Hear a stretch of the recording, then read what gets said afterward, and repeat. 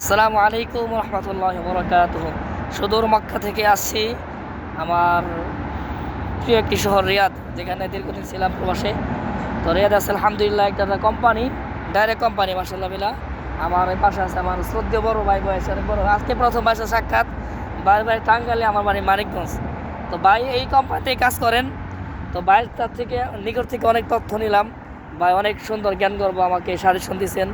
ভাইয়ের প্রতি অনেক কৃতজ্ঞতা, অনেক ভালো লাগছে আলহামদুলিল্লাহ। বিলাল ভাই না, জাযাকাল্লাহ খায়ের, অনেক শুকরিয়া আপনার প্রতি।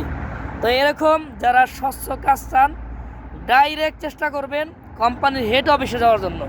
যখন আপনি হেড অফিসে যাবেন তখনই আপনি ভালো একটা সাজেশন পাবেন মানুষের কাছ থেকে, এবং অনেক চক্রদের কাছ থেকে শুনে করবেন, অযথা টাকা নষ্ট করবেন। এটা না করে আপনি একটু পরিশ্রম করবেন, নিজে খুঁজে কোম্পানির মূল যে ব্রাঞ্চ ওখানে যাবেন, যেখানে মূল অফিস, ওখানে গিয়ে কথা বলবেন। অল্প টাকা খরচ হবে, একটু পরিশ্রম হবে, বাকি কাজটা পাবেন স্বচ্ছ। আশা রাখি সবাই বুঝতে পারছেন। দোয়া করবেন সবাই, আল্লাহ পাক সবাইকে ভালো রাখুন। বললেন ভাই একটু মনের অনুভূতি পেশ করেন আপনার। আমি যে আপনাকে যে কথাগুলো জিজ্ঞেস করলাম, আসলে কি জিজ্ঞেস করা দরকার আছে কিনা? অবশ্যই অবশ্যই।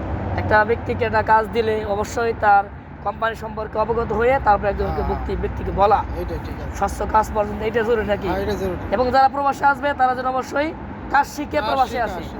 যারা প্রবাসী নতুন আসার চেষ্টা করতেছেন, মেহেরবানি করে বলি, যে যেখান থেকে আমার ভিডিও দেখবেন, দেশে প্রবাসী সবাইকে বলি, আপনি অবশ্যই প্রবাসে আসার আগে যে কোনো কর্মদক্ষতা নিয়ে প্রবাসে আসবেন। আল্লাহ পাক সবাইকে বোঝার আমার কথা। আসসালামু আলাইকুম রহমতুল্লাহ।